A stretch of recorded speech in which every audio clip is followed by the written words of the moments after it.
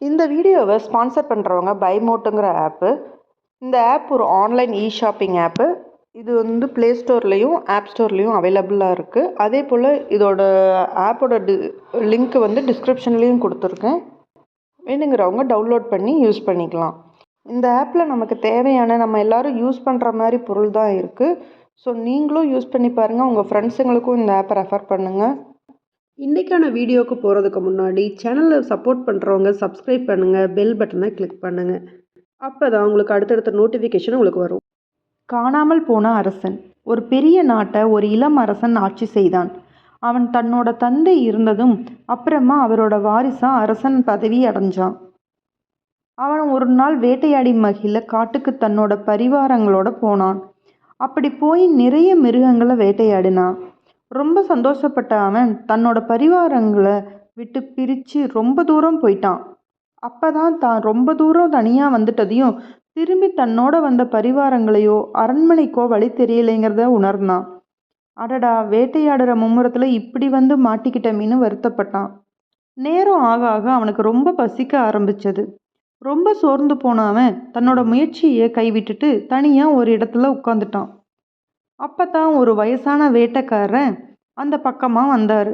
அவரை பார்த்ததுமே வேகமாக அவன்கிட்ட போன அரசன், ஐயா, நான் தான் இந்த நாட்டோட ராஜா. நான் என்னோட பரிவாரங்களை விட்டு பிரிஞ்சிட்டேன்.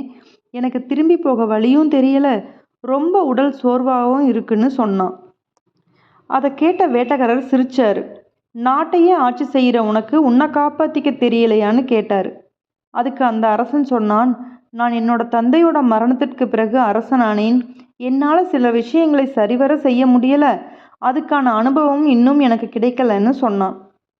அதை கேட்ட வேட்டைக்காரர், ரொம்ப சோர்வாக இருக்கா, உனக்கு பசிக்குதான்னு கேட்டார்.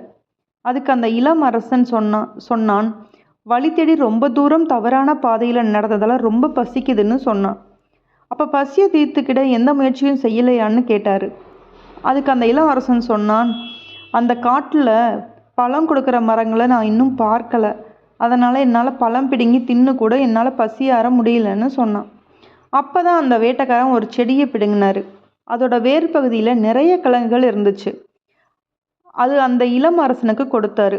அதை சாப்பிட்ட அரசனுக்கு அப்போ தான் புரிஞ்சுது, அடடா, பசிக்கு பழம் தேடி தெரிஞ்ச நாம கிழங்கு செடியை பற்றி தெரிஞ்சிருந்தா எப்போவோ பசியாறி இருக்கலாமேன்னு தனக்குத்தானே கேட்டுக்கிட்டான்.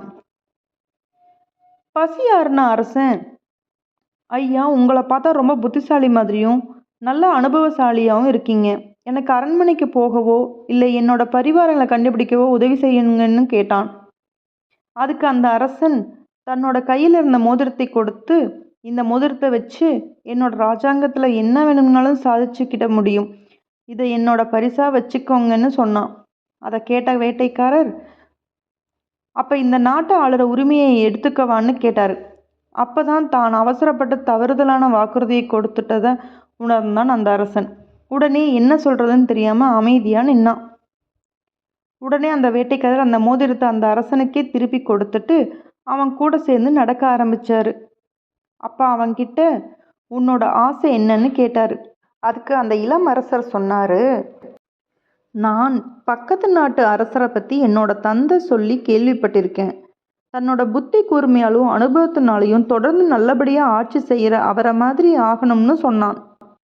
அதை கேட்ட அந்த வேட்டைக்காரர் சத்தம் போட்டு சிரிச்சார். நீ இளம் வயதில் அரசனானது இயற்கையான விஷயம் அல்லது உன்னோட அதிர்ஷ்டம்.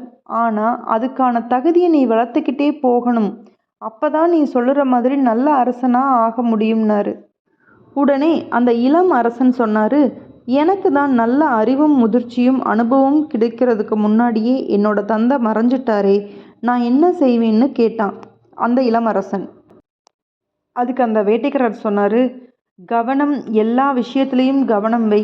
உதாரணத்துக்கு நீ வர்ற வழியில் பல மரங்களே இல்லைன்னு சொன்ன, அதுக்கு என்ன அர்த்தம்னா, மனிதர்களுக்கு தேவைப்படுற மரம் எங்கே இல்லையோ அங்கே மனிதர்கள் நடமாட்டம் இருக்காது.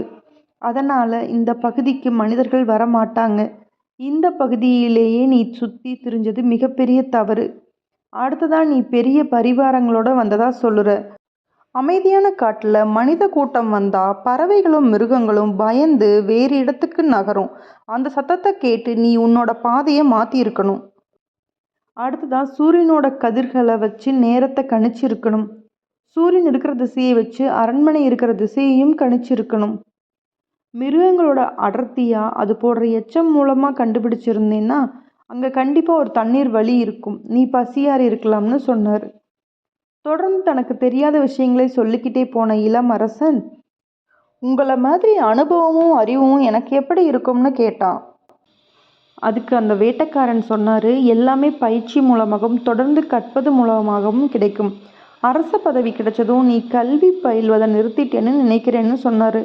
அந்த வேட்டைக்காரன் சொல்கிறது எவ்வளவு உண்மைன்னு புரிஞ்சுக்கிட்டான். அப்போ தான் அவனை தேடி அவனோட பரிவாரங்கள் அங்கே வந்துச்சு. இளம் அரசர் கூட வந்த படைத்தளபதிகள் இளம் அரசர் கூட இருந்த வேட்டைக்காரனை அடையாளம் கண்டுபிடிச்சு அவருக்கு மரியாதை செஞ்சாங்க. குழப்பமான இளம் அரசர் அந்த வேட்டைக்காரர்கிட்ட, நீங்கள் யார், ஏன் என்னோட பரிவாரங்கள் உங்களுக்கு மரியாதை செய்கிறாங்கன்னு கேட்டான். அதுக்கு அந்த வேட்டைக்காரன் சொன்னார், நீ எந்த பக்கத்து நாட்டு அரசன் மாதிரி ஆகணும்னு நினச்சியோ அந்த அரசன் நான் தான் சொன்னார். அதிர்ச்சியான இளம் அரசன் அவரோட காலில் விழுந்து ஆசி வாங்கினான். அப்போ தான் அந்த பேரரசர் சொன்னார், நான் சொன்ன விஷயங்களை மட்டும் கற்றுக்கிட்டா என்ன மாதிரி ஆக முடியாது. இது மாதிரி நிறைய சாஸ்திரங்கள் இருக்குது, அதையும் நீ தொடர்ந்து தெரிஞ்சுக்கணும். அதுக்கு அனுபவம் வாய்ந்த அறிஞர்களை உன்னோட கூட வச்சுக்க, அவங்கள துணையாக இளம் வயசு சுறுசுறுப்பான இளைஞர்களையும் கூட வச்சுக்கன்னு சொன்னார். காட்டுக்கு வேட்டையாட வந்து தன்னோட மிகப்பெரிய உத்வேகம் கொடுத்த பேரரசரை பார்த்து நிறைய தெரிஞ்சுக்கிட்டு அந்த இளம் அரசன் தொடர்ந்து கல்வி கற்று தொடர்ந்து பயிற்சிது மிகப்பெரிய பேரரசர் ஆனார். இந்த வீடியோ உங்களுக்கு பிடிச்சிருந்ததுன்னா லைக் பண்ணுங்கள், கமெண்ட் பண்ணுங்கள், ஷேர் பண்ணுங்கள். தேங்க்யூ. அடுத்த வீடியோவில் பார்க்கலாம். பை.